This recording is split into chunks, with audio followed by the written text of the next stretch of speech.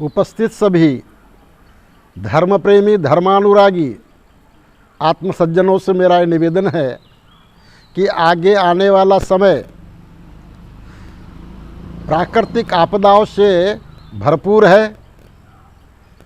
प्राकृतिक आपदा ही विराट विश्वरूप परमात्मा में उसकी सेना है। जिस प्रकार सरकार के पास में व्यवस्था को सुचारू रूप से चलाने के लिए, कंट्रोल करने के लिए फौज पुलिस गार्ड होती है, उसी प्रकार विश्वरूप परमात्मा की सेना अनेकानेक रूपों में होती है। जब वही सेना कार्य में उतरती है, जब मानव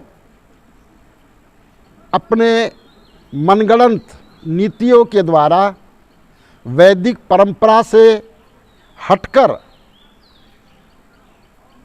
अपने को धर्म का स्वरूप न जानकर सत को असत में देखना और असत को ही सत मानना, ऐसा एक दूसरे से व्यवहार करना, धर्म को अधर्म, अधर्म को धर्म बताना, जातिवाद सांप्रदायवाद, व्यवस्था वर्ण व्यवस्था को तोड़फोड़ कर देना, यह सब धर्म विरोधी कहा गया है।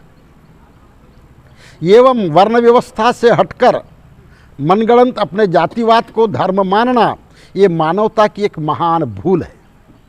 इसे ही अनाचार, दुराचार एवं पापाचार की संज्ञा है।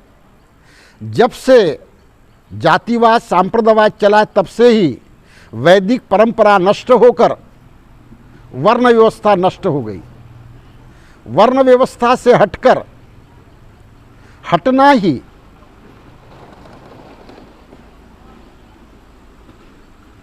धर्म विरोध का स्वरूप कहा गया है। दूर धन आचार ही दुराचार पापाचार है। और जब यह ऐसी स्थिति सनातन में आती है, तब मानवता के लिए एक बहुत बड़ा लज्जित कार्य हो जाता है। आगे आने वाला समय जो है, वैदिक परंपरा को छोड़ करके मानव अपनी मनगढ़ंत नीतियों के द्वारा विपरीत दिशा को चलकर धर्म को अधर्म बताते हैं। ऐसे समय में जिस प्रकार देश में कोई आपत्ति आती है, तब कहीं सरकार को उस आपत्ति को दूर करने के लिए पुलिस या फौज की व्यवस्था करनी पड़ती है। जब फौज उसको हटाने का कार्य करती है, ठीक इसी प्रकार जब यह प्रकृति को अपनी व्यवस्था दुरुस्त करने के लिए सेना को उपयोग में लाया जाता है। यह क्रम हर युग में होते आ रहा है। रामकृष्ण जी के समय में भी प्रकृति को इसका उपयोग करना पड़ा। तभी कृष्ण जी कह रहे हैं कि अर्जुन तुम नहीं लड़ोगे, तब भी ये दोनों तरफ की सेनाएं आपस में ही भिड़कर मरने ही वाली है। मैंने इनको जन्मते ही मार रखा है, इसलिए तू निमित्त मात्र बनकर युद्ध कर, तेरी विजय होगी। वही दिन आज भी है। जो वर्तमान वर्ण व्यवस्था से हटकर धर्म विरुद्ध हम कार्य में करेंगे, तो निश्चित है प्रकृति अपनी परंपरा द्वारा प्राकृतिक आपदाओं के माध्यम से विनाश को प्राप्त होने की संभावनाएं बन गई है। इसे कोई भी किसी भी प्रकार रोक नहीं सकता। नीचेर गच्छन्ति ऊपरचा, धीरे से नीचे से ऊपर को जाना एवं धीरे से ऊपर से नीचे को आना एवं धीरे से विकास को प्राप्त करना एवं धीरे से विनाश को प्राप्त होना, यह प्रकृति का परंपरागत नियम या स्वभाव है। आगे आने वाला समय बेमौसम वर्षा के अधिक लक्षण है। विश्व मानव मात्र समदर्शन में सभी एक है। विश्व चराचर का एक ही धर्म है। जातिवाद नाशक धर्म सनातन है। धर्मांतरण होता ही नहीं। धारणेति इति धर्मा, धर्म स्वयंभू है, सनातन है, ईश्वरीकृत है। इसलिए ना ही धर्म को कोई बना सकता है और ना ही कोई इसे बिगाड़ सकता है। वर्णाश्रम निज निज धर्म निरत वेद पतलोग, यह वैदिक धर्म है। यह वैदिक मार्ग को अपनाकर वर्ण व्यवस्था को अपनाने से प्राकृतिक आपदाओं से बचने का एकमात्र उपाय है। जिस प्रकार श्री राम श्री कृष्ण जी के प्रकटीकरण विज्ञान तत्वज्ञान को अपनाकर विश्व एकता की मिसाल कायम करे, यही है हमारी वैदिक सनातन परंपरा।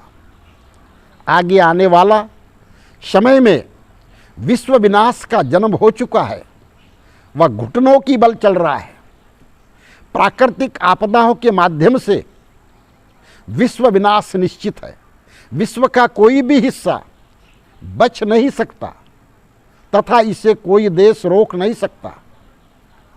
जैसे महामारी, आंधी तूफान, अतिवृष्टि, भूकंप, सुनामी हादसे, जलमग्नता, चक्रवात, अधिक गर्मी पड़ना, उग्रवाद एवं आपसी टकराव होना, यह युग परिवर्तन का स्वरूप है।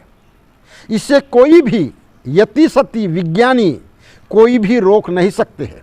यह ईश्वरीकृत है। ईश्वर के विपरीत कोई कुछ भी नहीं कह सकता है, कर सकता है। इसलिए प्रभु के जो नियम होते हैं वे अटल होते हैं। 5200 वर्ष में ही एक कलयुग पूर्ण रूप से समाप्ति पर है, जिसका वर्णन चतुर्युग ग्रंथ में जिसका पूर्ण रूप से वर्णन है, तथा दिव्य ज्ञान नेत्र योग, विश्व के धर्माचार्य घोर अंधेरे में तथा विराट विश्वरूप आयना, इन ग्रंथों को अवश्य देखें। आगे आने वाला युग जो है सतयुग है। सतयुग की नींव पड़ गई है। सतयुग में वायु तत्व सत्ता में आ चुका है और उसका विपक्ष जल तत्व है, और ये दोनों ही तत्व विनाशकारी तत्व है। इनका सामना करना या मुकाबला करना इतना आसान नहीं होगा। इनसे निपटने के लिए कठिनाइयों से गुजरना होगा।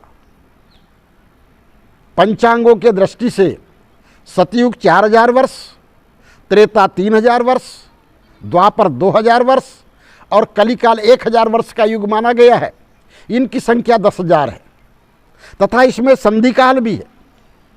सतयुग 800 वर्ष, त्रेता 600 वर्ष, द्वापर 400 वर्ष और कलिकाल 200 वर्ष आगे पीछे दोनों तरफ संधिकाल लगता है। परंतु यह स्वतंत्र है। जिस प्रकार निर्दलीय नेता लोग किसी पार्टी के साथ नहीं होते हैं, इसी प्रकार ये किसी युग के साथ में 2000 वर्ष नहीं होते हैं। ये केवल 10,000 ही युगों के साथ होते हैं। आधे में कलयुग और आधे में दूसरे 3 युग। जो ये परंपरागत ये है। कहने का तात्पर्य यह है, जब 1 माह के 30 दिन तो 12 माह के 360 दिन, 360 गुना 12,000 बराबर 4,32,000 वर्ष। ये दिन ही वर्ष माने गए कलयुग के। जब ते राम प्रताप खगेसा, उदित भयउ अति प्रबल दिनेसा, पूरी प्रकाश रही हूँ तिहु लोका, बहुते न सुख बहुते न मन शोका। यह जब राम का अवतार होता है तो तीनों लोगों में प्रकाश छा जाता है। साकार निराकार ईश्वर, क्षराक्षर पुरुषोत्तम, यह तीनों लोगों में प्रकाश छा जाता है। तो बहुतों को सुख और बहुतों को दुख होता है। इसी प्रकार परित्राणाय साधूनाम परित्राणाय साधूनाम विनाशाय च दुष्कृताम धर्म संस्थापनार्थाय संभवामि युगे युगे। हर युग में जब परिवर्तन का समय, युग बदलने का समय आता है, तो परमपिता परमात्मा की एक विशेष असाधारण कोटि की विभूति अवतरित होती है। और वे पहले मानव की मन गणंती की जो जातिवाद सांप्रदायवाद का जो व्यवस्था है उसको सफाया कर जाता है और नूतन रीति से वैदिक सनातन वर्ण व्यवस्था की स्थापना करती है, जिससे साधु वृत्ति के लोगों का कल्याण और असाधु वृत्ति के लोगों का विनाश होता है। कल्याण इसलिए है कि ये सत्य के अनुयायी, परमात्मा को जानने के इच्छुक लोग, साकार और निराकार ईश्वर क्या है इसके जानने के इच्छुक लोगों का कल्याण, और जो इससे कोई मतलबी वास्ता नहीं रखते हैं उनका विनाश। इतना ही कहकर आज के वाणी को मैं यही विराम देता हूँ। आगे अगले भाग में युगों के प्रति या विकास विनाश के प्रति चर्चा हो सकती है। आज यही मैं अपने वाणी को विराम